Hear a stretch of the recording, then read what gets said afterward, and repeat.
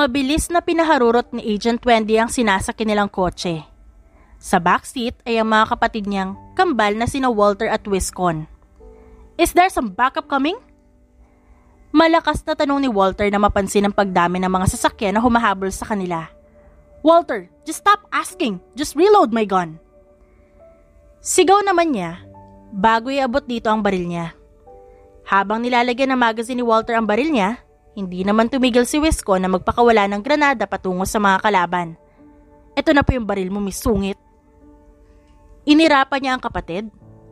Bago hawakan ng isang kamay ang baril, habang nananatili naman ng isang kamay sa manibela. "Just focus on driving, Wendy. We will handle this."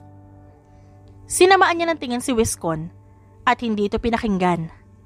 Mukhang wala pa ring tiwala ang mga ito sa driving skills niya. Mabilis niyang inilabas ang ulo at nagpaputok sa mga kalaban.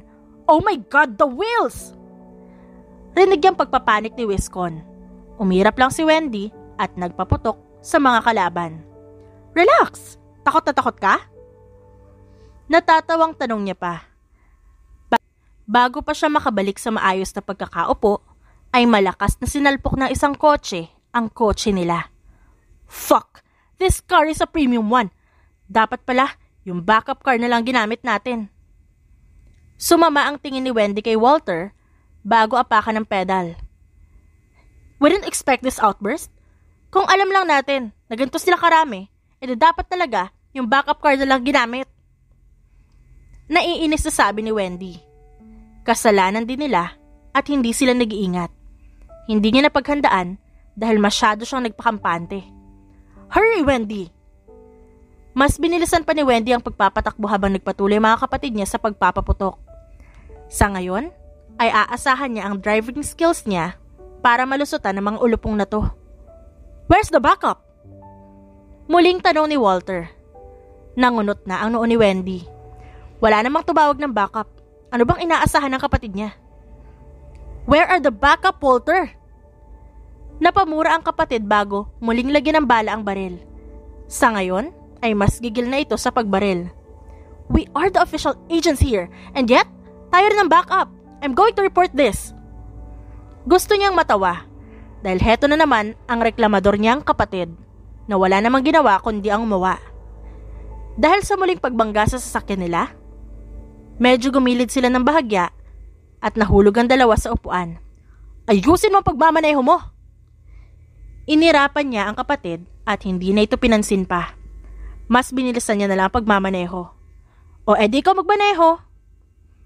Inirapan lang din siya ng kapatid bago kumuha muli ng granada at tanggalin ang pinito. Malakas nito itinapon ng granada sa labas ng bintana. "Stop arguing. We're in the middle of crisis." Pigil ni Wiscon sa kanila bago kunin ang isa pang baril. "Yeah, right. Talk to your twin, who doesn't even call me her ate." Inikot niya ang manibela kaya nauntog ang dalawa at nawala pa sa ayos. "What on earth?" Nginisa niya lang ang mga ito bago mas mabilis na pinaharurot ang kotse. "Did you even call for backup?" Nagkibit balikat lang si Wendy at nginuso si Wiscon. "Ask him. I told him earlier." Maging si Wiscon ay nagkibit balikat at para bang walang narinig. "What the actual hell? You guys didn't call for backup? Mamamatay tayo dito." Tumawa ng nakakaloko si Wendy at malakas na binangga ang isang kotse. "Then let's die." Nanlalaki ang mga mata ni Walter bago tumawa ng sarkastiko at muling naglagay ng bala sa baril. "I'm not joking, Wendy. Hindi pa nga ako nagkaka-girlfriend eh. Sayang ang lahi ko." Natawa lang si Wendy bago tingnan sa rearview mirror ang kapatid. "Si Wiscon ang magtutuloy ng lahi mo. Kambal naman kayo, di ba?" Ang totoo, hindi alam ni Wendy kung paanong nagagawa niya pang magbiro sa ganitong sitwasyon. Na nasa panganib ang buhay nila at alam niyang walang backup na darating. Ni hindi niya rin nasabi sa mga magulang ang gagawin nila ngayon. Paano malalaman ng mga ito kung nasan sila kung sakaling may mangyaring hindi maganda? Hindi sa pagiging negatibo, ngunit madami ang kalaban nila at aaminin niya na hindi biro ang mga yon. at ang organisasyon na kinabibilangan ng mga ito. Guys, halos hindi makapa ni Wendy ang boses. Kahit madilim ay kitang-kita niya ang daan. What? Halos sabay na tanong ng dalawa. Busy pa ang mga ito sa pakikipagbarilan. There's a cliff and luckily, may kalaban sa daan? Hindi niya alam kung tatawanan ba niya ang sitwasyon o dapat magtiwala sa kakayahan niya. What in the kamalasan? Binagala niya ang pagpapatakbo pero ang makaisip siya ng gagawin ay mas pinabilisan niya ang pagpapatakbo nito. Bibilang ako hanggang 3. Kailangan nating tumalon pagsapit ng 3. Eliminate the enemy. Finish the mission. Got it? Ang kaninang seryosong mukha ng kambal ay mas naging seryoso at tumango sa kanya. Got it.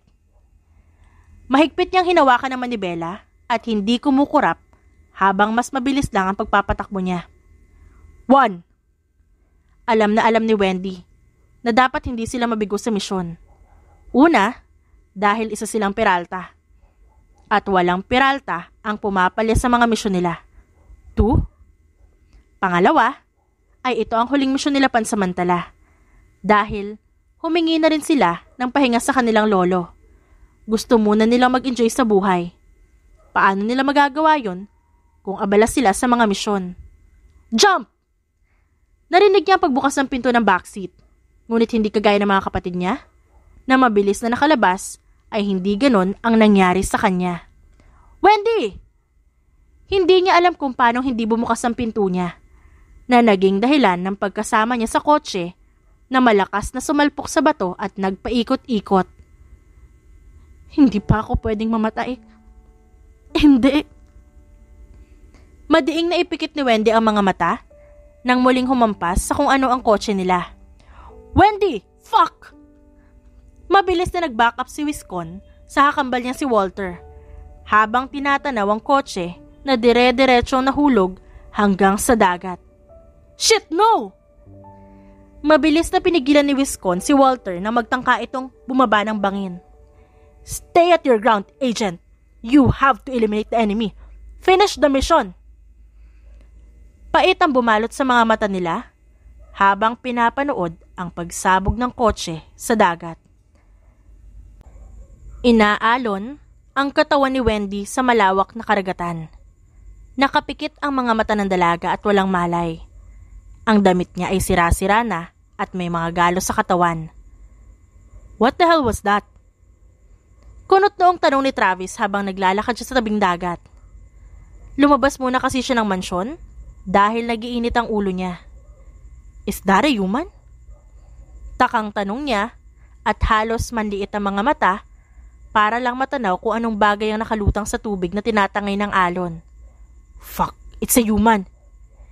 Hindi na nag-isip si Travis at mabilis siyang lumusong sa tubig.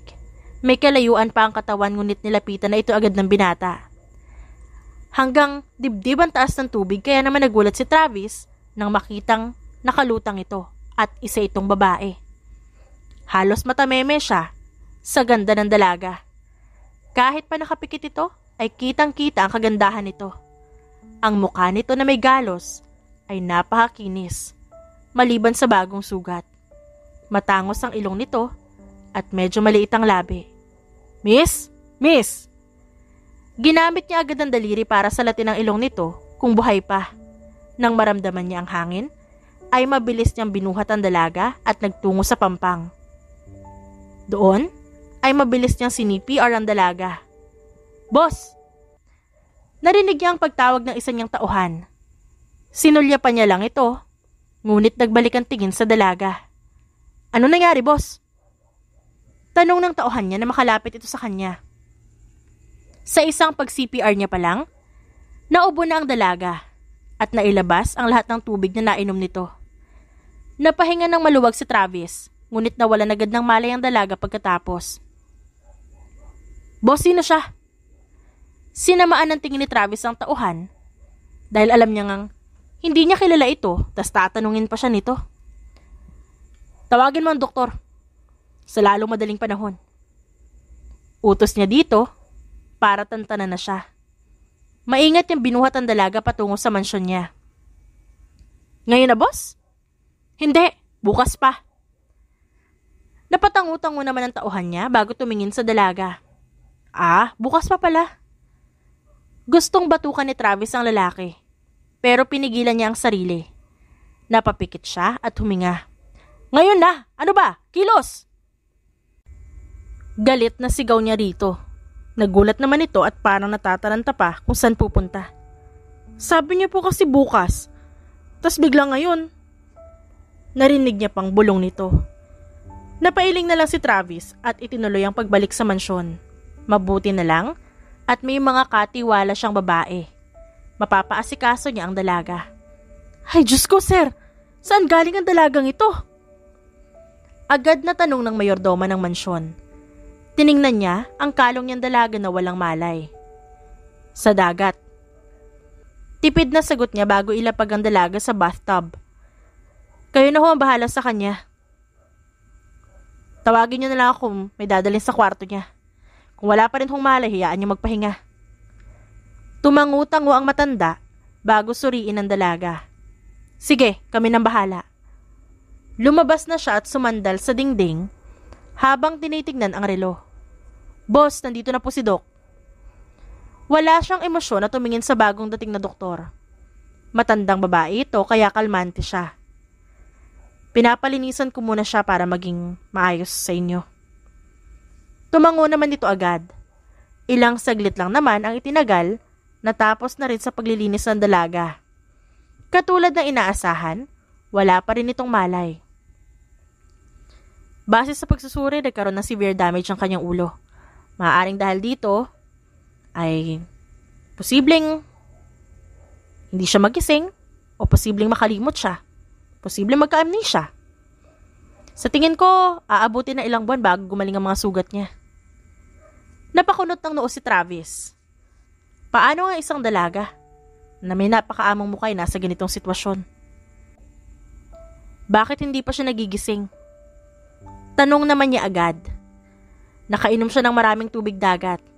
Nagkukos ito ng sobrang tubig na hindi kayang i-intake ng katawan.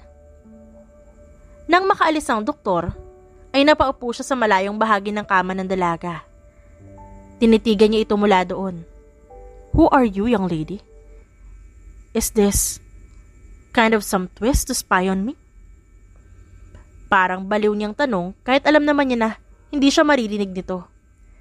Ngunit hindi niya rin masisisi ang sarili niya. Isa siyang mafia boss sa isla ng Palau. Ito ang teritoryo niya. Sa bawat bahagi ng isla ay may bantay at ang buong isla ay purong miyembro niya lang. Hindi na bago sa kanyang pagkakaroon ng taong may gusto siyang patayin o kaya pabagsakin. Are you a threat? Or just an innocent lady that have been showed by the wave? Kuryosong tanong niya bago tumayo at mapagdesisyon ng hayaan muna ang dalagang magpahinga. Pagkalabas niya ng malaking mansyon niya, sumalubong sa kanyang paningin ang mga lalaking tauhan niya na nakalibot sa buong mansyon. May mga naka-assign na area sa mga ito. Nang madaanan niya ang mga ito ay tumangulang ang mga ito. O kaya ay bumabati ng pasimple. Nagdire-diretso lang siya sa paglalakad at hindi pinansin ang iilan. Pumasok siya sa sariling kwarto at doon nagpahinga. Nagising si Travis sa katok sa kanyang pinto. What? Inis niyang tanong sa kung sino man ang kumakatok. Sir, gising na po ang dalaga. Napabalikwas ng tayo si Travis. Dapat niyang matanong agad ang babae kung ipinadala ba ito ng kung sino. Kung totoo ang nasa isip niya, ay pahihirapan niya ito hanggang sa hilingin na lang, napatayin na lang ang dalaga. Tumayo siya at naglakad patungo sa pinto. Sumalubong sa kanya ang nakayukong mga kasambahay. Hindi niya pinansin ang mga ito at dire-diretsong nagtungo sa silid na pinaglagyan sa dalaga. Nakita niya doon ang mayordoma na nakataas ang mga kamay. Nagtataka man ay hindi siya umimik. Lumabas ka muna, manang. Takot namang sumunod ang matanda bago isara ang pinto at lumabas. Sino ka? Nasaan ako? Halos atakihin sa puso si Travis nang marinig ang boses ng dalaga. Galit man ang tono nito, ngunit para itong melodiya sa kanyang pandinig. Napahawak ito sa ulo nito at bigla na lang dumaing. Mabilis niya itong hinawakan para alalayan. Hindi ko alam kung ano nangyari. Hindi ko alam kung anong pangalan ko. Nagsimula itong umiyak. Hindi rin maintindihan ni Travis ngunit naramdaman niya ang biglaang paggalaw ng sariling kamay para mahinang tapikin ang likod ng dalaga. Shh, it's okay. You don't have to worry. You're safe with me. Aniya sa umiiyak na dalaga. Kilala mo ba ako? Alam mo ba kung anong pangalan ko? Of course. I know you too well. You are my girlfriend for a long time. And your name is Ali. Naramdaman niya ang pagkalma ng dalaga. Unti-unti din niyang naramdaman ang paglambot nito. Girlfriend? Masakit ang ulo ni Ali nang magising siya kinabukasan. Parang blanko ang kanyang isipan. Nagtataka man kung ano ang nangyari. Wala siyang alam sa kanyang isasagot dahil wala siyang maalala. May benda pa sa ulo niya at sa ilang bahagi ng katawan na hindi niya alam kung saan nanggaling. Gising na po pala kayo, tatawagan ko lang si Sir Travis. Tumango lang siya at tiningnan ng kasambahay na naglalakad palayo. Paglabas ni Ali sa kwarto niya, nakita niya ang mga lalaki may hawak ng baril at parang seryoso ang mga ito sa ginagawa. Inilibot niya pa ang paningin dahil napakalawak ng buong bahay. Hindi niya alam kung dahil lang sa pagkawala ng memorya niya. O ano, dahil hindi pamilyar sa kanya ang mansyon. Hi! Tiningnan niya kung saan nagmula ang boses. Marahan siyang umiti at lumapit sa binata. Did you sleep well last night? Tumango siya. Kahit papaano, naging mahimbing ang pagtulog niya. Medyo masakit lang yung ulo ko kanina nung nagising ako. Tumango ito at lumapit sa kanya. Don't worry. Tatawagin ko ulit ang doktor para i-check ka. Ngumiti siya at marahang kumapit sa braso ng binata. Napaigtad dito ng bahagya at para bang nagulat sa ginawa niya. I'm sorry. Hindi ka ba sanay kahit noon pa na humahawak ako sa'yo? Curious na tanong niya dito. Gusto niya talagang malaman. Seryoso siya doon. Dahil hindi niya maitatanggi na napakagwapo ng lalaking kaharap niya ngayon. Medyo may pagkaberde ang mga mata at matangos ang ilong. Matangkad ito at halatang malaki ang katawan. Hindi naman, nagulat lang. But it's okay, you can do whatever you want. Ngumiti siya ng matamis at hinawakan ang braso ng binata. Inalalayan siya nito hanggang sa makababa sila ng hagdan. Pinipilit ni Ali na makaalala. Kahit man lang ang hagdanan. Kahit naman siguro glimpse lang ay maaalala niya. Pero wala talaga. Relax. Don't push yourself into your limits. You might end up hurting yourself. Nakinig si Ali sa sinabi ni Travis at hindi mo na siya nag-isip sa mga bagay na yun. Kagaya ng sinabi ni Travis, ay ipinatawag nga nitong muli ang doktor na tumingin sa kanya. She's experiencing a trauma from the incident she was involved. But don't worry, her amnesia is temporary. She will get well soon. Nakangiting sabi ng doktor bago tumingin sa kanya. Napakunot naman ang noo niya. Amnesia? Tapos, incident involved? Na-aksidente ba siya? Ito ba ang dahilan ng mga sugat niya? Thanks, Doc. I will take care of her for the meantime. Rinig niyang saad ng binata. Be gentle on her, Travis. She can be sensitive due to her lost memory. Nakita niyang pagtango ng binata at tuluyang pag-alis ng doktor. Walang naiintindihan si Ali. Pero sa tingin niya, hindi siya pababayaan ng kanyang nobyo. Magpahinga ka muna, Ali. Kailangan mong bawiin ang lakas mo. Ngumiti siya at marahang hinawakan ang kamay nito. Can I hold your hand until I fall asleep? Nakita niya ang multong ngiti nito bago tumango. Of course, come on, sleep now. Umayos siya ng pagkakahiga bago muling hinawakan ang kamay ng nobyo. Hindi alam ni Travis ngunit may saya sa kanyang puso. Kailanman, hindi niya naramdaman ito sa kahit kanino. Nakakaramdam lang siya ng kasiyahan tuwing may mga kalaban siyang namamatay sa harapan niya. Ngunit hindi niya akalain na ang simpleng paghawak sa kamay niya ay may malaking epekto sa kanya. Sino ba babaeng to? At bakit bigla na lang tumibok ng ganito ang puso niya? Boss, nahanap na ang ahas sa grupo. Malakas na pagbukas ng tauhan niya sa pinto ng dalaga. Mabilis naman niyang binigyan ng nakamamatay na tingin ang sino mang pangahas na bigla na lang bumukas ng pinto. What's that? Ibinaling niya ang tingin sa dalaga habang antok na antok ang mga matang nakatingin sa kanya. It's nothing. Rest now. Mabuti na lang at nakatulog ito agad. Pinisil pa niya ng bahagya ang kamay nito bago ayusin ang kumot at tuluyang lumabas sa silid. Sino nagsabi na pwede kang pumasok basta-basta? Agad na tanong ni Travis sa lalaki bago hilahin ito sa kwelyo.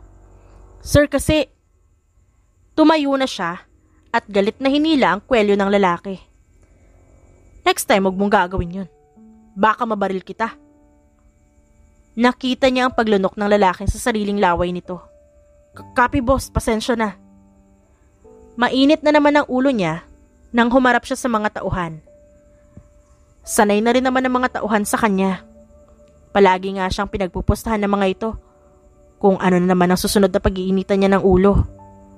Boss, siya ang nag-leak ng transaction natin nung nakaraang buwan sa Orbitz Gang. Marahas na tinulak ng tauhan niya ang lalaki, kaya bahagya itong napasubsob. Nag-squat siya para pantayan ng lalaki. May sugat ito sa labi. Halatang pinarusahan ng mga tauhan niya. Why did you do that? Kalmante niyang tanong dito. Ngunit may diin at talaga namang nakakatakot. Boss, pasensya na po. Bakit? Mahina niyang tanong ngunit nanatili ang diin doon. Binigyan nila ako ng malaking pera, boss. Kailangan ko lang talaga. Gipit ako at gagawin ko lahat para sa pamilya ko.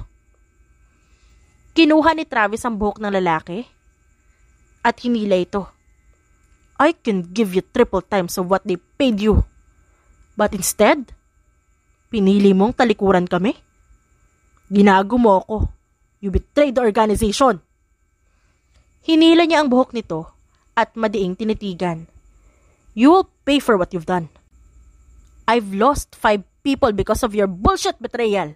Men, punish this man, and I don't want to see his face ever again. Itinulak niya ang lalaking nagmamakaawa ngunit hindi niya ito pinakinggan. Umaakit ang galit sa puso niya.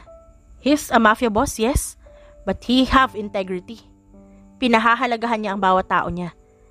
Kaya masakit para sa kanya na mawalan at malagasan ng tao. Boss, nagmamakaawa ako. May pamilya ako. Nakakuyom ang kamao ni Travis. Pinipigilan ng sarili. Ito ang kaparusahan ng taong tumatalikod sa prinsipyo nila. Naglilibot ang mga mata ni Ali nang makita niya ang papalapit na binata. Otomatiko siyang napangiti. Hindi niya alam kung bakit naramdaman niya yung saya nang makita ang mukha nito. Siguro ay dahil nobyo naman niya ang lalaki at normal yun. Where were you? Ito ang bungad niyang tanong. Bahagya itong umiti sa kanya bago inilahad ang kamay. May nasikaso lang. Would you like to check our place again? Baka makatulong sa pagbalik ng memorya mo. Napangiti naman si Ali sa alok ng binata at mabilis na tumango. Tinanggap niya ang kamay nito at nakaramdam siya ng biglaang pagkakuryente. Noong hindi pa ako nagkaka-amnesia, anong klaseng tao ako? Saglit na natahimik ang binata dahil hindi niya rin alam ang isasagot. Sinubukan niya na hanapin ang pagkakakilanlan nito. Maging ang mga tauhan niya ay inutusan niya upang alamin kung saan pa ito nagmula at ang tunay na nangyari dito. You were great and also you're my companion in everything. Malawak na napangiti si Ali. Mukhang magaling nga siyang girlfriend. Nang makalabas siya sa mansyon, ay nahulog ang panga ni Ali. Ang labas ay harap ng napakalawak na karagatan. Sa ilang bahagi ay may matataas na pader at nagkalat na ang mga taong may hawak ng baril. You and I, we are running an organization. Bahagyang natigilan si Ali bago sinubukang pagtagpi-tagpiin ang mga nakikita niya. Organisasyon? Kaya pala maraming lalaki ang may hawak na baril kung saan-saan. Bahagyang natawa ang binata. Hindi naman inaasahan yun ni Ali. Kaya natigilan siya para pakinggan ang malamyos na tawa nito. They are our people. Kahit anong iutos mo sa kanila, susundin nila. Bumilog ang bibig ng dalaga. Hindi niya alam na makapangyarihan ang salita nun. Am I a good girlfriend? Ngumiti si Travis at humarap sa dalaga. Masuyo nitong hinawakan ang pisngi ni Ali. Natatakot na baka masugatan niya ito. You are, and you're wonderful. Hindi maipaliwanag ni Travis ang tibok ng kanyang puso. Hindi naman ito ang unang beses na nakakita siya ng magandang babae. Ngunit ang dalagang nasa harapan niya ngayon ay may epekto na kung ano sa puso niya, na para bang bigla na lang itong na-hostage. By the way, what kind of organization is that? Curious ang tingin ng dalaga sa kanya. Mukhang wala talaga itong idea. I'm a mafia boss. Tiningnan ni Travis ang reaksyon nito, ngunit walang nagbago sa kuryosong tingin nito. Hindi naman matukoy ni Ali kung ano ibig sabihin ng mafia. Maging ang simpleng kaalaman yata na wala na rin sa kanya. I kill people. Naghihintay ng pagkadismaya si Travis mula sa dalaga. Ngunit nagulat siya nang umiti ito. It doesn't matter. Kung boyfriend kita noon, nung wala pa akong amnesia at companion mo ako, ibig sabihin, pareho lang tayo. Nakaramdam tuloy ng pagkagilty si Travis. Hindi nga niya alam kung saan nagmula ang babae. At kung nadungisan nga ba ang magagandang kamay nito. Yeah, you're right. Ngumiti lang ang dalaga bago siya hilahin palapit sa dagat. Hala, ang linaw ng tubig. Mukhang masarap maligo. Ngumiti si Travis at marahang hinatak pabalik si Ali. Nope. Not now. Hindi pa magaling ang mga sugat mo. Pwede kang masaktan sa hapdi ng tubig. Ngumuso naman si Ali at tiningnan ang nangaakit na tubig dagat. Okay. I guess next time will be better. May swimming pool sa taas ng rooftop ng mansyon. You can swim there. Hindi pa hahapdi ang sugat sa tubig. Ngumiti ng malawak si Ali at niyakap ang kinikilalang nobyo. Boss! Napasulyap si Travis sa mga tauhan na kadarating lang. Yay! Let's go swim there! Tiningnan ng binata ang excited na si Ali bago ibinaling ang tingin sa mga tauhan. Kasama siya sa operasyon sana ng organisasyon ngayon. Ngunit ipagpapaliban niya muna siguro. Sure, let's go swim there. Sinenyasan niya ang mga tauhan kaya naman tumangulang ang mga ito at umatras. Kukunin muna siguro ni Travis ang pagkakataong ito para maranasan niya ang pagmamahal. Hindi niya alam kung hanggang kailan mananatili ang ganitong sitwasyon, kaya sa ngayon pipiliin niya muna maging makasarili. Susunod na lang ako. Mahinang sabi niya sa mga tauhan na nadaanan. Tumango naman ang mga ito at nagtungong muli sa kani-kanilang mga pwesto. Ilang araw na din nang lumipas magmula ng tagpo ng insidente. Hindi pa rin matukoy ni Travis kung saang lupalop ng mundo nagmula ang dalaga. Ni walang balita man lang tungkol sa dalaga sa mga telebisyon. Maging ang mga tauhan niya ay hindi pa rin niya pinapatigil sa paghahanap ng pagkakakilanlan nito. Ilang katok sa pinto ang nagpatigil sa malalim na pag-iisip ni Travis. Nangunot naman ang noo niya at binabalak na pagalitan ng sino mang umistorbo sa kanya. Sino na naman? Hi! Doon sumulpot ang dalaga. Malawak ang ngiti nito at namumungay ang mga mata. Hey, may problema ba? Matamis itong umiti at umiling. Dahan-dahan itong pumasok sa opisina niya at inilibot ang tingin. Your office is huge. Ang yaman mo pala talaga? Mahinang saad ng dalaga bago natutuwang lumapit sa kanya. Sakto lang naman. Pahambol pa niyang sabi. Nagluto ng merienda si Manang, ihahatid niya raw dito. Ang sabi ko ay ako na. Ayaw niya. Napangiti si Travis bago lumapit sa dalaga at tinitingnan pa ang mga libro niya. Trabaho naman yun ni Manang. Nagkibit balikat ang dalaga bago humarap sa kanya. Wala pa rin ako naaalala kahit konti. May kirot sa puso ni Travis. Paano ko makaalala na ito? Paano na siya? Bakit? Hindi ka ba naniniwala sa mga sinasabi ko? Umiling ito bago siya marahang hinawakan sa pisngi. Hindi sa ganun. Gusto ko lang maalala kung paano kita minahal. Kung anong paraan ng pagmamahal ko sa'yo. Kasi, simula na magkamalay ako, hindi mo hinayaan na maligaw ang isip ko. Palagi kang nasa tabi ko. Tiningnan siya nito sa mga mata. Hindi siya makatingin ng diretso dahil pakiramdam niya ay nakukonsensya siya. Gusto kitang mahalin na higit pa sa pagmamahal ko sa'yo noon. Kagaya ng pagmamahal na binibigay mo sa akin ngayon. Malalim ang titig ni Alice sa malakas na alon ng dagat. Habang ang mga tauhan naman ni Travis ay nag-iensayo, na nakikita niya sa gilid ng mga mata niya. Madam, tumatawag po si boss. Iniabot sa kanya ni Tiger ang telepono. Isa sa mga katiwala ni Travis sa organisasyon. Kinuha niya ang telepono at sinagot ang tawag. Han, where were you? Narinig niya ang mahinang pagtawa ng nobyo sa kabilang linya. Chill, Han. Nasa Manila ako. I'm having a meeting with Perry Felix. Napahawak si Alice sa kanyang ulo nang bigla na lang kumirot. Ow. Han, are you okay? Napapikit ng mariin si Ali bago iniling ang kumikirot na ulo. I'm fine. Pahinga lang siguro. Don't worry, I'll come back home later. May inaasikaso lang kami. I love you. Ngumiti si Ali bago iabot kay Tiger ang telepono at sumandal sa upuan. Madam, okay ka lang ba? Marahan namang tumango si Ali at ipinikit na lang ang mga mata niya. Hindi niya alam kung bakit sa pagkarinig niya ng pangalang Perry ay sumakit bigla ang ulo niya. Pamilyar ang pangalan na yun sa kanya, ngunit hindi niya matukoy kung saan niya ito narinig. Kukuha ko ng tubig, madam. Hindi niya na ito sinagot. Madiin niya lang ipinikit ang kanyang mga mata.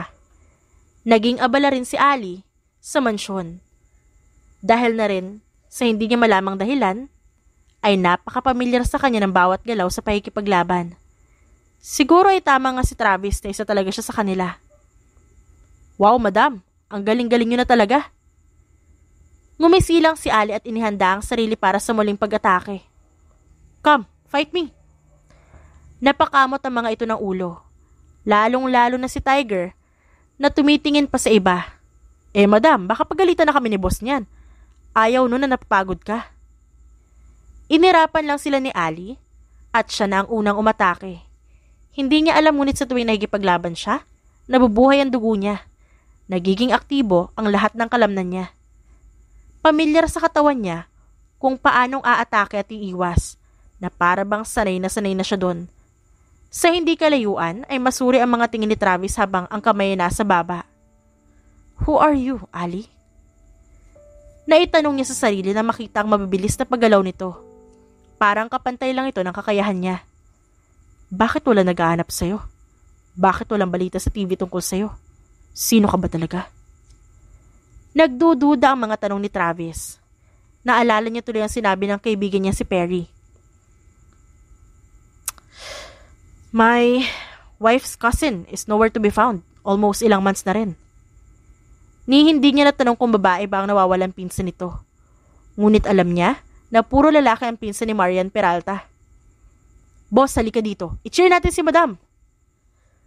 Tumango siya kay Tiger. Nung una pa lang, sinabihan niya na ito. Sa kung anong pwedeng sabihin at banggitin sa dalaga. Lahat sila ay nag-iingat. Mga ayaw magkamali ng salita. Ang galing niya, boss. Pakiramdam ko ay galing siya sa pamilya ng mga assassin o kaya mga secret agents. Doon ay mas naging klaro sa isip ni Travis. Maaaring ang galing si Ali sa pamilya ng mga Peralta. Go back to Manila, Tiger. Alamin mo kung may nawawala sa kanila. Kung totoo ang hinala ko, hindi nga nila ilalabas ang kasong to sa publiko. Masunuring tumango naman si Tiger bago siya sinabayan sa paglalakad. Go, madam! Patumbahin mo yung kulukoy na yan. Humarap ang tauhan niyang kalaban ni Ali kay Tiger at nag-dirty finger ito sa tauhan. Ulol, ikaw kaya dito? Natatawang tumigil naman si Alice sa pag-atake at nakangiting tumingin sa kanya. Ngumiti rin naman siya at marahang tinanguan ng dalaga. Hi, di ka na busy? Lumapit sa kanya ang dalaga. Ngumiti naman siya at inabot dito ang face towel na hawak niya at si Tiger naman ang nagabot ng tubig. Thank you. Inalalayan niya ang dalaga hanggang sa makalabas sila ng training room. Sumalubong pa sa kanila ang mapayapang hangin pagkalabas nila ng mansyon. Are you happy, Ali? Napatingin sa kanya ang dalaga. Hindi nagdududa ang mga mata nito. Bahagyang nagtataka lang. Yes, sobra. Why are you asking? Nagkibit balikat si Travis bago alalayan pababa sa batong hagdan ng dalaga. Nothing. Siya nga pala, I have something to tell you. Noon kasi nung may naalala ka pa, hinahanap natin ang pamilya mo and now, me and my men are doing that job again. We want to find your parents. Hindi niya alam kung paano niya aaminin dito ang lahat, pero wag na lang muna siguro. Dapat siguro samantalahin niya ng pagkakataon na kasama niya ang dalaga.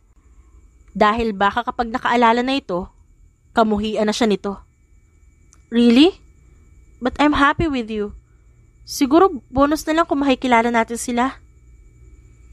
Napatigil sa paglalakad si Travis at walang sabi-sabi na niyakap ito. Gosh, I love you so much, Ali. Hindi ko alam na mamahalin kita ng ganito. You were just so innocent and lovely. I can't help myself from falling in love with you. So deep. Napangiti naman si Ali at kumanti ng yakap sa binata. Tama lang naman siguro yan. Girlfriend mo ako kaya dapat sa akin ka lang may in love. Napangiti na rin naman si Travis at kahit papano nawala ang kaba at takot sa puso niya. Maingat niyang hinagka ng dalaga sa noo bago ito tuluyang alalayan patungo sa nangaakit na tubig dagat. Oo nga, girlfriend nga kita. Sa tagpong yun, pinakawalan muna ni Travis ang takot na nararamdaman na kung kamumuhian siya ng dalaga. Ngunit ngayon ay ayos lang. Ayos lang kahit ipagtabuyan siya nito kapag naalala na nila ang lahat. Ayos lang kahit magalit ito at isumpa siya. Sa ngayon, sasamantalahin niya ang oras at panahon para maranasan ang pagmamahal sa buhay na ito. Mahal kita, Travis. At mas mamahalin pa kita lalo. Anang dalaga sa kanya. Sana nga ay manatili ang pagmamahal nito kapag nalaman nito ang totoo. Boss! Kumatok si Tiger sa pintuan ng kwarto niya. Wendy Peralta Perez, 24 years old, single, high-rank agent, at marami ng napatumbang illegal organization. Marami na ring napatay. Boss, si Madam Ali, si Wendy Perez, from the clan of legendary agents. Hindi alam ni Travis kung ano ang dapat niya maging reaksyon. Dapat nga ay inasahan niya na to dahil sa husay at galing ng dalaga sa pakikipaglaban. Ngunit bakit tila kinukontra ng puso niya ang dapat na nararamdaman niya? Habang nasa misyon, nakaengkwentro niya ang pinakang illegal na organisasyon. Ayon sa nalaman ko, walang backup na dumating. Nakatalon sa sasakyan ng dalawa niyang kapatid. Sadly, naiwan sa kotse si Madam. Hindi maintindihan ni Travis ang sarili. Sanay siyang masaktan noon pa man. Ito nga ang dahilan kung bakit naging matigas ang puso niya. Ngunit nag-iiba naman ito na makilala niya ang dalaga. Isa siyang agent? Tumangu-tango si Tiger bago ilabas ang ilang litrato. Iba-iba ang itsura ni Wendy Perez sa kanyang Ali. Matapang ang ekspresyon ni Wendy. Kita sa mga mata nito ang pagiging matapang at palaban. Ramdam dito ang mataas na kapangyarihan. Ngunit ang kanyang Ali ay ibang-iba. Maamo ang mukha nito, nangungusap ang mga mata at parang hindi makabasag pinggan. Isa itong anghel. At isa kang mafia boss. Okay lang yan, boss. Kita naman sa mga mata ni Madam na mahal ka niya. Dumaan ang sakit sa mga mata ni Travis bago itapon ang gamit niya sa lamesa.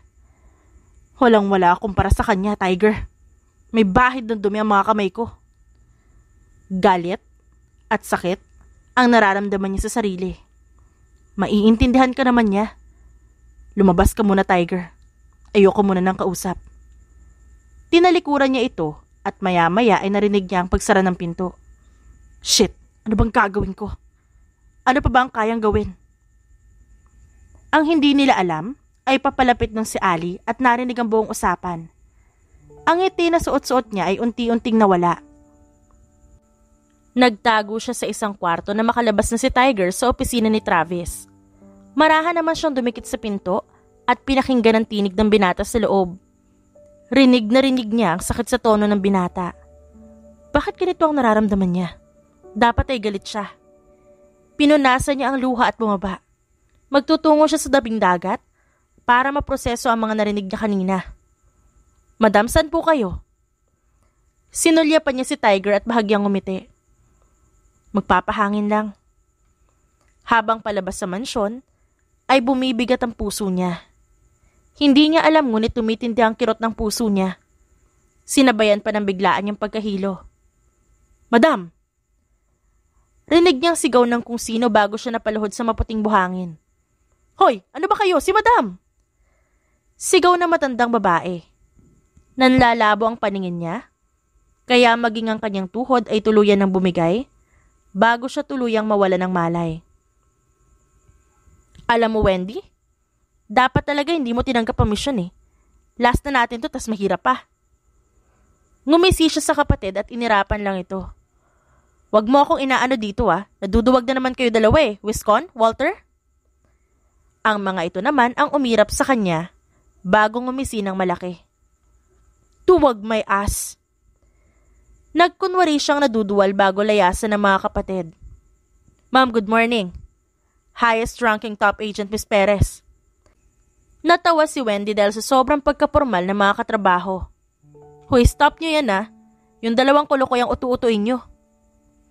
Tuluyang natawa si Wendy bago naglakad palayo. Wait for us. Sistiret na napakasungit.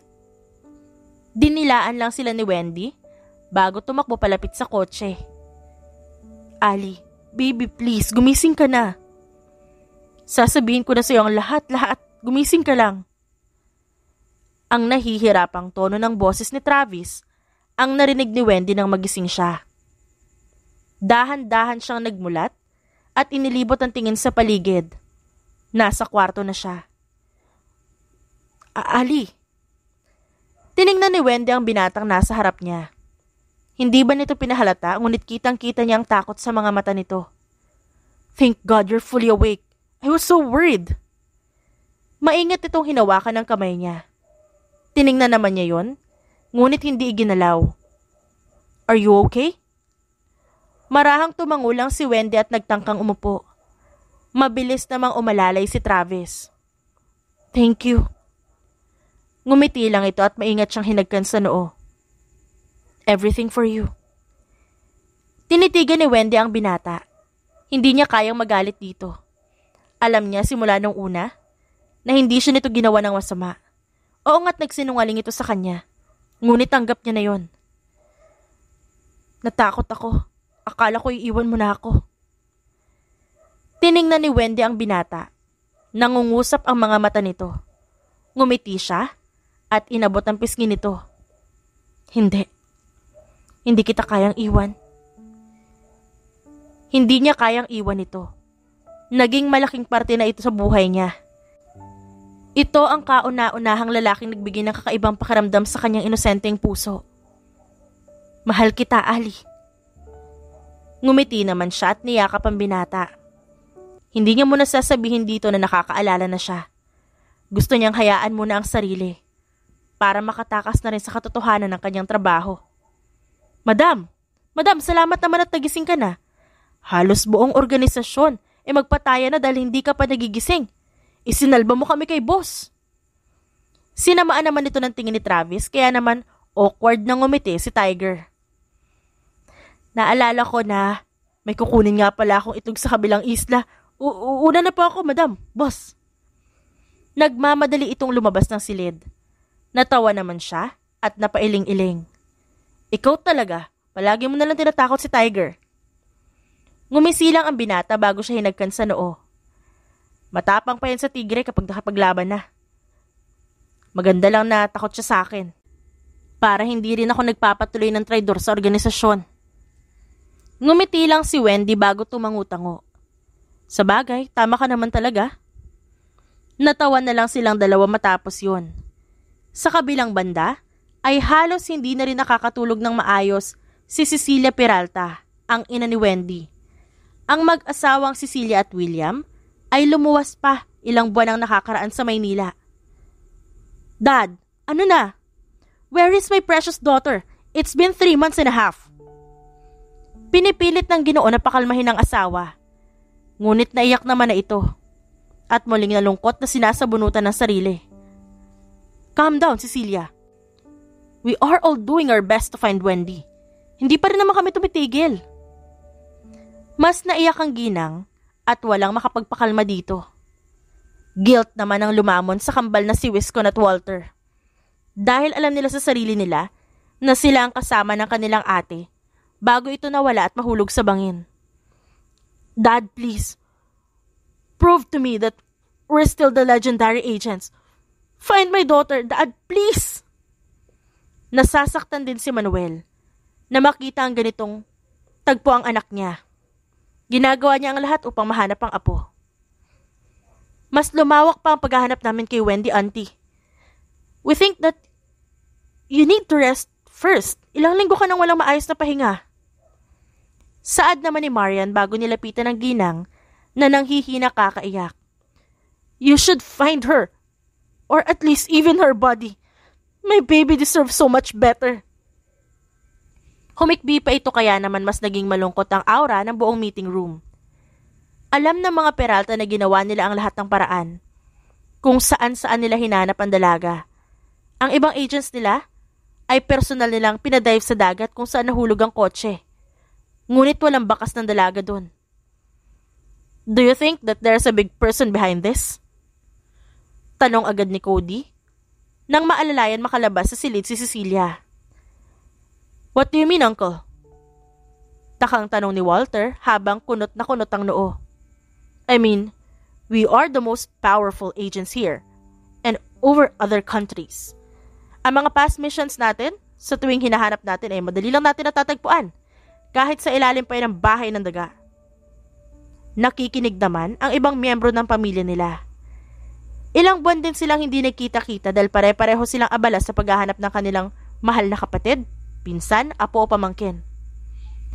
Sino pa ba ang malakas at makapangyarihan sa mga Peralta? Napatigil naman si Perry sa tanong na yon at may bahagyang naisip. Wait. Kinuha ni Perry ang laptop niya. Mabilis naman na napatingin sa kanya ang mga Peralta. What are you doing? Bulong ng asawa nitong si Marian. I know a person. He was low-key powerful. Agad na natuon ang atensyon nilang lahat at naging curious kung sino ang taong yon.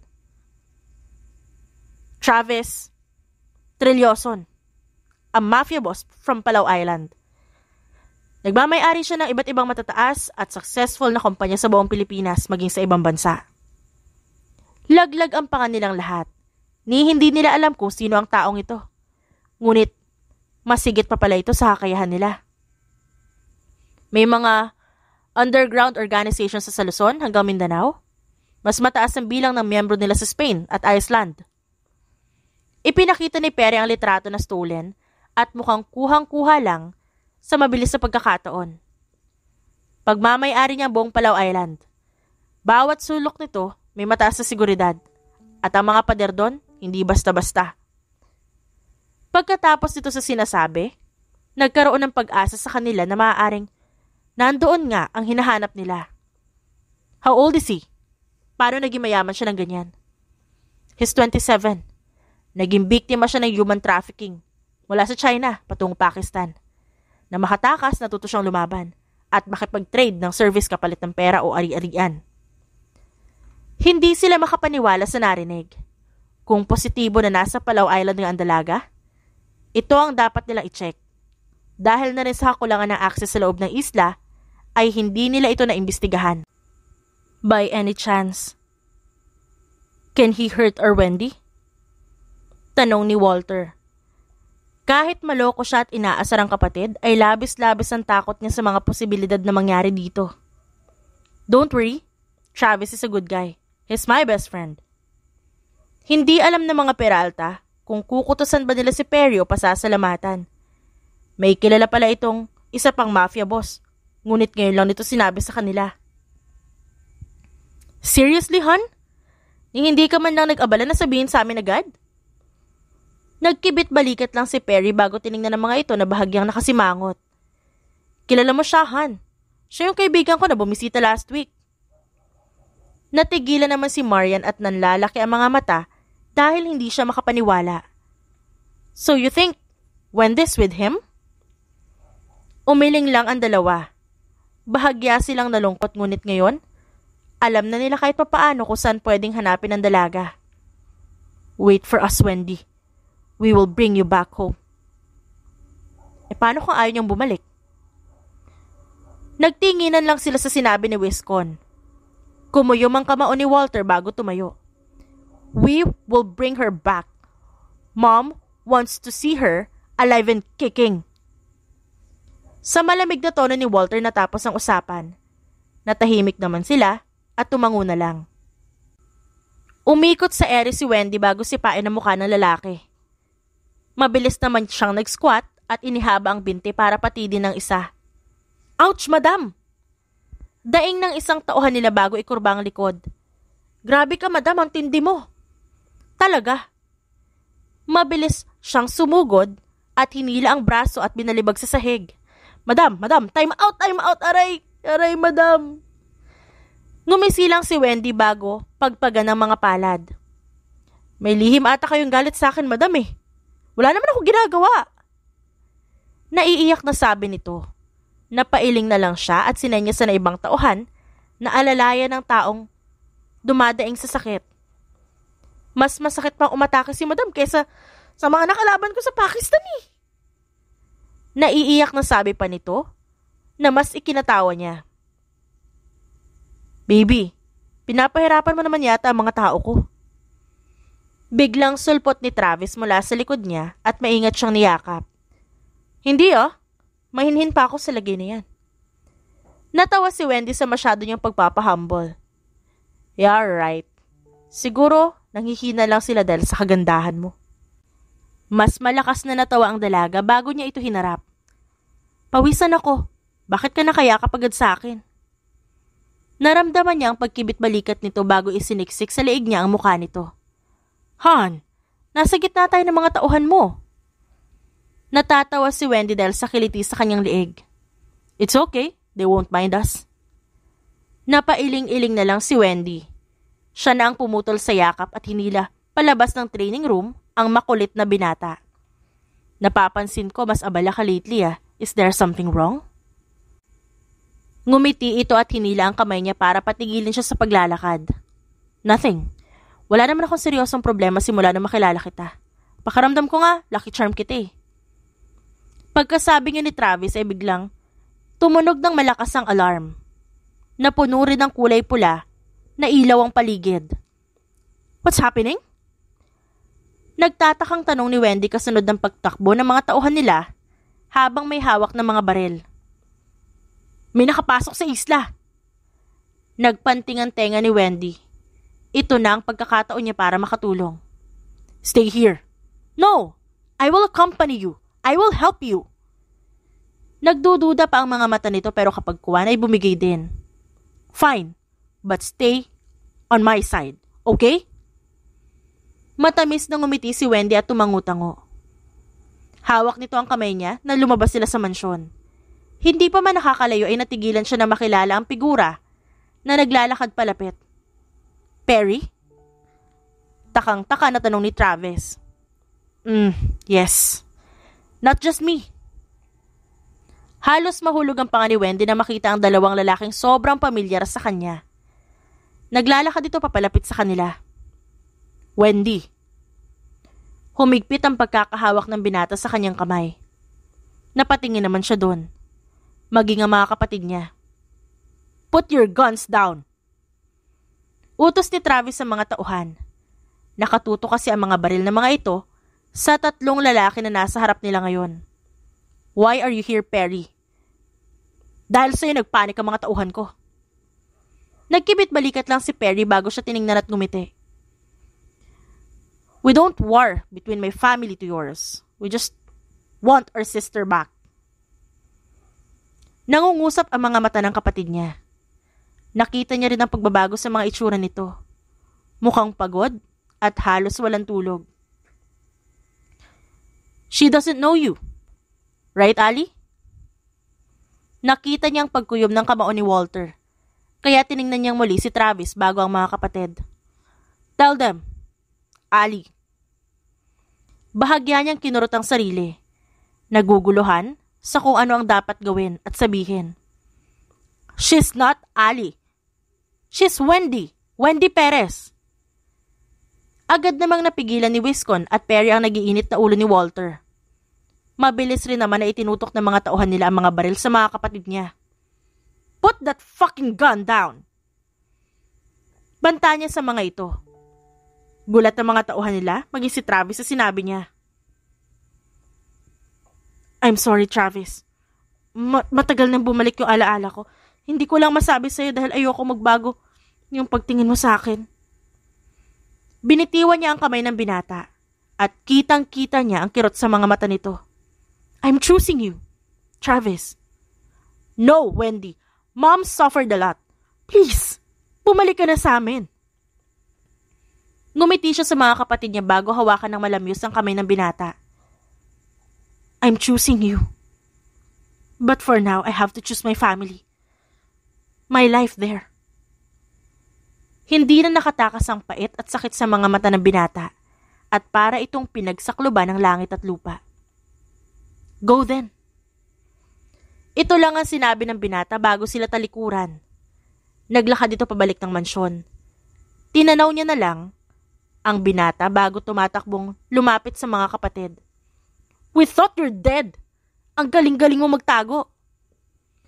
Asik ni Walter sa kanya bago siya niyakap ng mahigpit. Naramdaman niya naman ang pag-alpas ng mga luha bago natawa. Mas matibay pa yata ako sa pusa. Lagpas siya mambuhay ko. Natatawang sambit niya. Ngumiti naman ang mga kapatid bago siya niyakap ng mas mahigpit. Maya-maya pa ay kumawala siya sa pagkakayakap ng mga ito at hinawakan ng mga ito sa kamay. I need to talk to him first. I want to say goodbye. Hindi naman umangal ang mga ito at tumangulang sa kanya. Nang makapasok siya sa mansyon, ay sinenyasan siya ni Tiger na nasa loob ng kwarto ang binata kaya naman tinanguan niya ito. Travis? Tawag niya rito nang makapasok siya sa kwarto nito. Nakaupo ito sa malapit sa bintana habang may hawak na baso ng alak. Why are you still here? Dahan-dahan siyang lumapit dito. Tinatansya kung gaano ito kagalit. I'm sorry. Pinutol ito ang sasabihin bago tumayo. No, Ali. Wendy. Wala kang dapat ihingi ng tawad. Ako ang unang nagsinungaling sa'yo. Ikaw ang dapat magalit sa akin. Hindi alam ni Wendy ngunit naramdaman niya ang pagbigat ng kanyang puso. Ayos lang naman sa akin. I lied to you. From your name to everything. I'm a liar, Wendy. Go back to your life. Where you catch criminals like me. Mas kumirot ang puso ni Wendy dahil sa sinabi nito. You know that's not true? It is the truth, Wendy. I kill people. I kill people too? Yes, but you kill people because it's your job. Because law wants them dead. I kill people because I trade for it. Because of money. Madumi ang kamay ko, Wendy. Hinila niya ang kwelyo ng binata at walang sabi-sabing hinalikan niya ito sa labi. Wala akong pakialam kung ikaw ang pinakamasamang tao sa mundo, Travis. You did that to survive. Kahit ako gagawin yun para lang makasurvive. It's not your fault. I love you, Travis. Please, just please wait for me. I'll come back to you. Pumikit ito at di na sumagot. Sa halip, ay tuluyan nitong inangkin ang kanyang labi. Wendy! Ito ang malakas na sigaw ni Cecilia nang makita ang anak na pababa mula sa helicopter. Napaiyak naman si Wendy at nagmamadaling bumaba Halos madapa pa silang pareho ng ina para tuluyan lang na makalapit sa bisig ng isa't isa. "You made me so worried. I thought you were dead." Nakita niya ang bahagyang pagpayat ng ina. Ang eyebags nito ay may kalakihan na at medyo nangingitim na ang ilalim ng mata. "I'm sorry, Mom. It won't happen again." Nakangiti namang lumapit sa kanilang ama.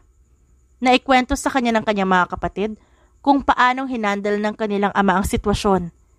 Ito ang naging mas malakas sa kanila dahil hindi pwedeng lahat sila ay hindi palagay ang loob. Kailangang may makita kayong malakas sa pamilyang to.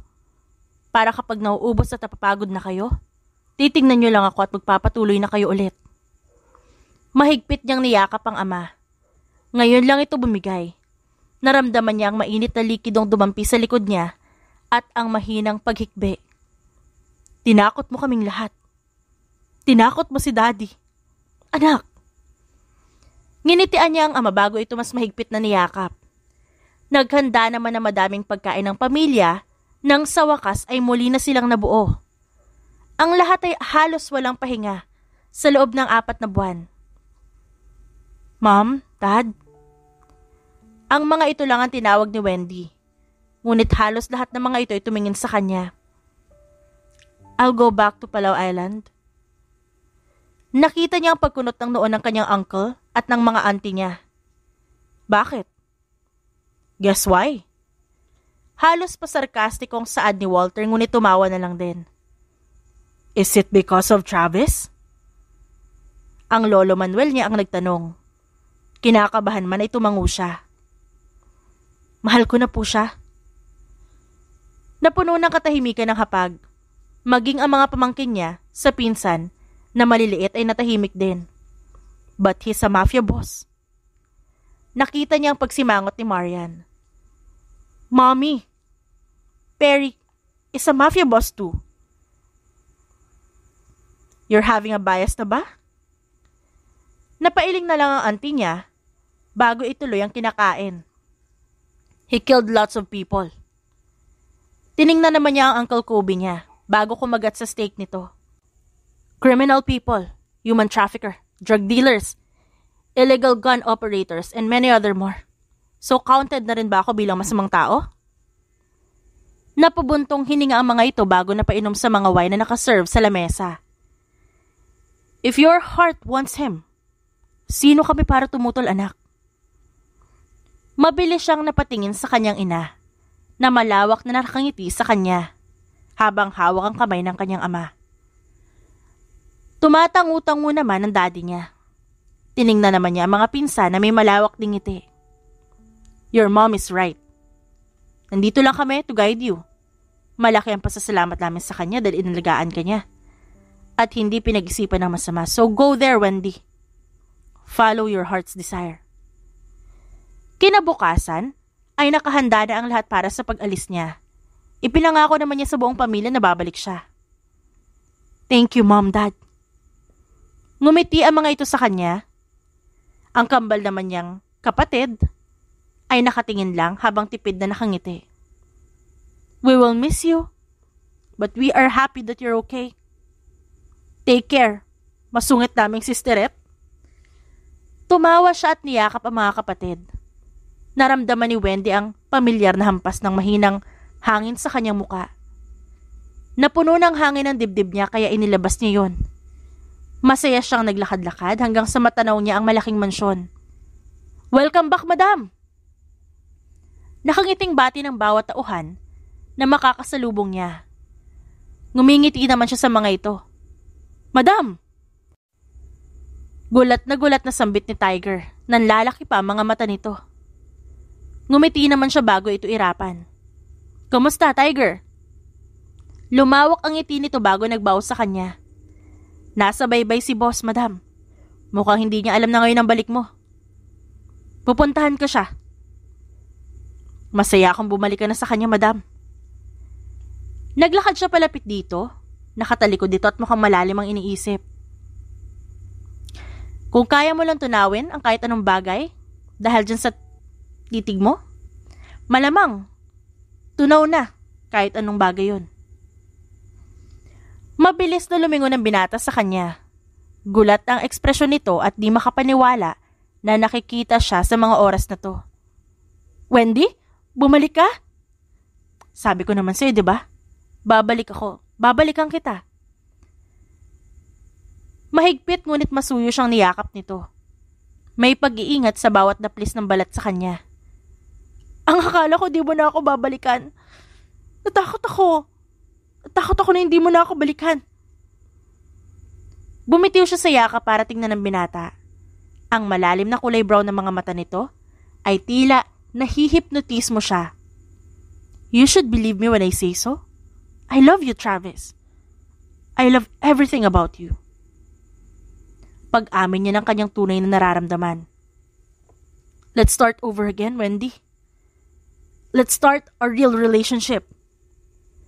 Ngumiti ang dalaga at bahagyang lumayo sa binata.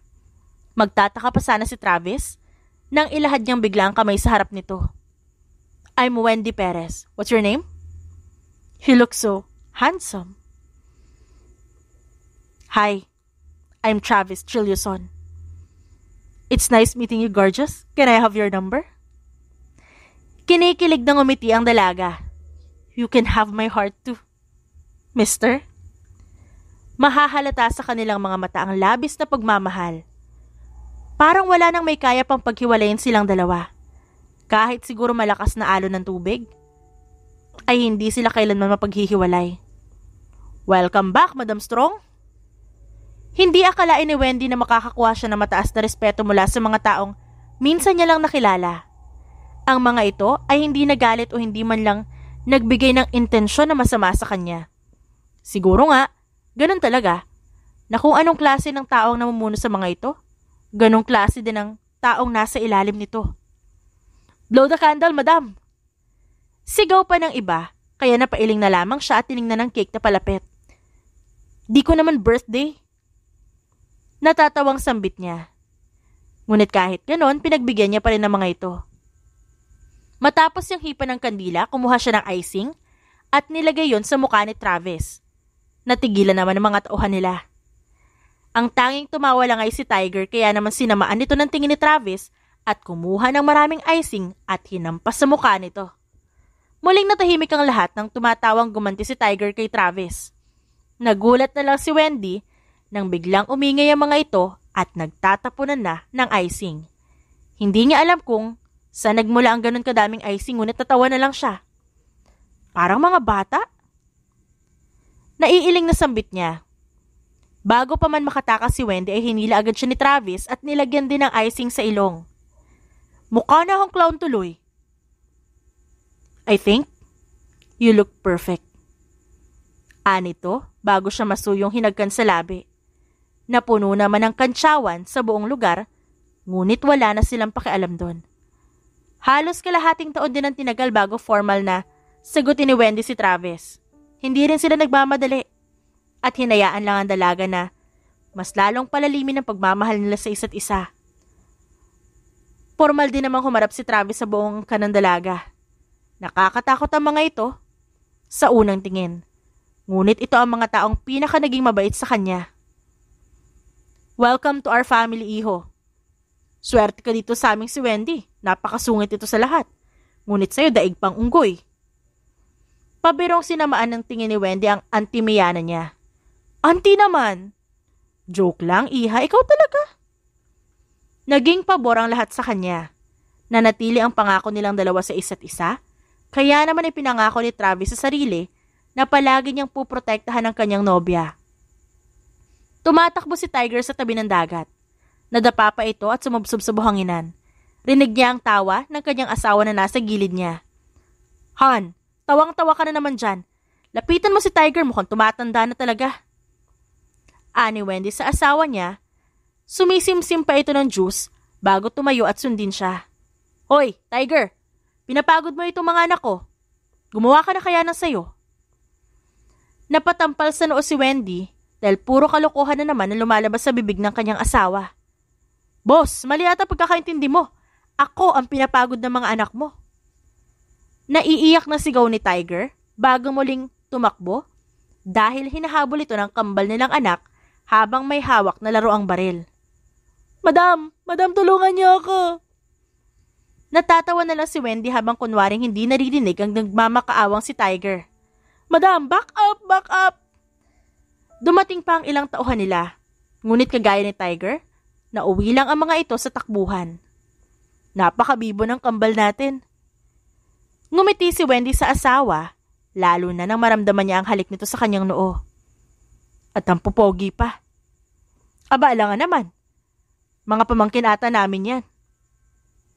Sabay at gulat na napatingin sila. Sa nagsalita na sina Walter at Wiscon mula sa likod nila. Naka-shades pa ang mga ito. Aba naman talaga. Anong ginagawa niyo dito? Walang sabi-sabing umupo ang mga ito sa tabi niya, kaya naitsipwera na naman ang kawawa niyang asawa. Kayong dalawa, lagi niyo na inaagawan ng spotlight ang asawa ko Dinilaan lang ng mga ito ang asawa niya. Tumingin naman ito sa kanya na parang tinalo ng mundo. Kami ang original tapos second yung mga pamangkin namin, ikaw last ka na. Nang aasar pa na sabi ni Walter bago hinarangan ito para hindi siya makita. Kinakawawa niyo palagi tong asawa ko. Alis nga kayo, umuwi na nga kayo dun. Kinakawawa rin kaya kami ng asawa mo. Sabi niya wag naming sabihin sa'yo. Pinagtaasan niya ng kilay ang mga ito at nagtatakang tiningnan ng asawa. Hoy, gawa-gawa kayo dyan ng kwento? Umirap lang ang kambal bago tinakpan ang mata niya. Lolo mo gawa-gawa. By the way, uuwi si na Lolo Leo at Lola next month. They want to see our pamangkins. Malay mo, sa kanila ay pamana lahat. Pinitik niya ang ilong ng mga kapatid bago ito irapan. Ano pa ba ang gusto may pamana sa mga anak ko?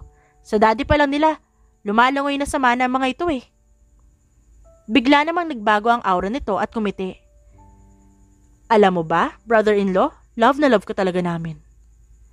Halos matumba si Wendy sa pagkakaupo dahil sa biglaang pagbabago ng mga ito sa kanyang asawa. Tigilan niyo ako. Di titigilan. Mga anak niyo, sisip-sipa namin. Tumawa ang mga ito ng nakakaloko. Sanay na si Wendy sa asawa at mga kapatid niya. Sa ilang taon nila magkarelasyon hanggang sa naging mag-asawa, mas naging close na ang asawa niya at ang kambal. Nga pala sis, ikakasal na ako. Halos malunok ni Wendy ang sariling dila dahil sa sinabi ng kapatid. Nananaginip ba siya? Naagaw naman ang atensyon nila mag-asawa nang tumakbo pa palapit sa kanila ang mga anak. Malawak ang ngiti ng mga ito at pawis na pawis.